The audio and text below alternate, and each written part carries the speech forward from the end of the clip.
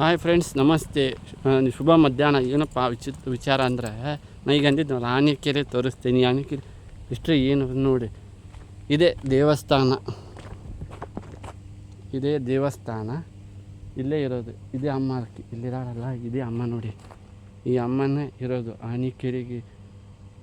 ಅಂದು ಇದಂತಾರಲ್ಲ, ಕಾವಲು ಆನೆಕೆರೆಗೆ ಯಾಕೆ ಬಂತಪ್ಪ ಆನೆಕೆರೆ ಅಂದರೆ, ಆನೆಗಳ ಹಿಂಡು ಆನೆ ಬಂದಿದ್ವಂತೆ ಕಾಡಿಂದ, ಬೇರೆ ಕಾಡಿಂದ ಬಂದು ಇಲ್ಲೇ ದೇವತೆಗೆ ಕೇಳಿದ್ಲಂತೆ, ಏನಪ್ಪ ಅಮ್ಮ, ನಾನು ಅಲ್ಲಿಂದ ಹಿಂಡಾಗಿ ನೀರಿಗಾಗಿ ಬಂದಿದ್ದೀನಿ, ಏನು ಮಾಡೋಕೆ, ನನ್ನ ಕುಡಿಯಲಿಕ್ಕೂ ಒಂದು ನೀರಿಲ್ಲ, ಎಲ್ಲ ಕಡೆ ನನ್ನ ದಾಹ ಭಾಳ ಆಗ್ತಿದೆ, ಏನು ಮಾಡಬೇಕಪ್ಪ ಅಂದರೆ ದೇವಿ ಏನಂದ್ಲಂತೆ, ಇದೇ ನಾನು ಒಂದು ಕಡೆ ಸೃಷ್ಟಿ ಮಾಡ್ತೀನಿ, ನಿನಗೆ ಆನೆಕೆರೆನ ಸೃಷ್ಟಿ ನೀರು ಕೊಡ್ತೀನಿ, ನಿನ್ನ ಹೆಸರೇ ಇಡ್ತೇನೆ. ಅದಕ್ಕೆ ಏನಂತಂತ, ಆನೆಯೆಲ್ಲ ಬಂದು ನೀರು ಕುಡಿದಿದ್ದಕ್ಕೆ ಆನೆಕೆರೆ ರೂಪ ನೋಡಿ ಹೆಂಗಿದೆ ಅಂದರೆ ತೋರಿಸ್ತೀನಿ ನೋಡಿ, ಹಂಗೆ ಲೈವ್ ಇದೆಲ್ಲ.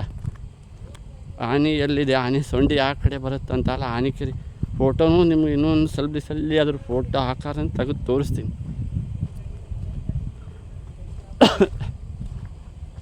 ಇದೆ ನೋಡಿ, ಆಂಜನೇಯನೂ ಇದೆ,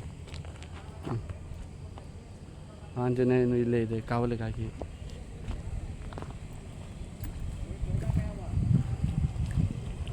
ಮೀನು ಹಿಡಿಯೋರು ಮೀನು ಹಿಡಿತಿದ್ದಾರೆ.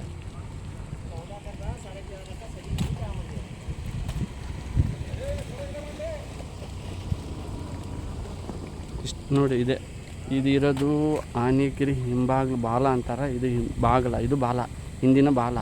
ಅದಿರೋದು ಆನೆ ಸೊಂಡೆ ಹೆಂಗಿರುತ್ತಂತಲ್ಲ, ಅಂದರೆ ಆನೆ ನೀರು ಕುಡ್ದಾಗ ಹೆಂಗೆ ಜಾಸ್ತಿ ಆಯ್ತು, ನೀರು ಉಗುಳು ಚಿಮ್ಮತ್ತೆ ಅಂತಾರಲ್ಲ, ಇದು ಅದೇ ಆಕಾರದಲ್ಲಿ ಇರೋದು ಆನೆಕೆರೆ ನೋಡಿ.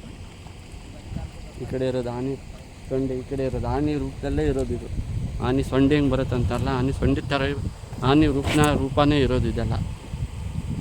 ಯಾಕಂದರೆ ಜನಕ್ಕೆ ಇನ್ನೂ ಏನು ಇಷ್ಟು ಅನ್ನೋದು ಗೊತ್ತಿಲ್ಲಲ್ಲ, ನಾನು ಸ್ವಲ್ಪ ಅಷ್ಟಷ್ಟು ಸಣ್ಣ ಪುಟ್ಟ ಹೇಳ್ತಿದ್ದೇನೆ. ಯಾಕಂದರೆ ಏನು ಒಬ್ಬೊಬ್ರಿಗೆ ಏನು ಆನೆಕೆರೆ ಅಂದರೆ ಏನಪ್ಪ ಅಂತ ನಂಗೆ ಗೊತ್ತಿಲ್ಲ, ಅದ್ರ ಬಗ್ಗೆ ಏನು ಐತಿ ಅಂತಾರೆ, ಜನಕ್ಕೆ ತಿಳಿಲಿ ಅಂತ ನಾವು ತಿಳ್ಕೊಳ್ಳಿ, ಹೇಳಿ ಹಿಸ್ಟ್ರಿ ತಿಳ್ಕೊಳ್ಳಿ ಅಂತವಲ್ಲ.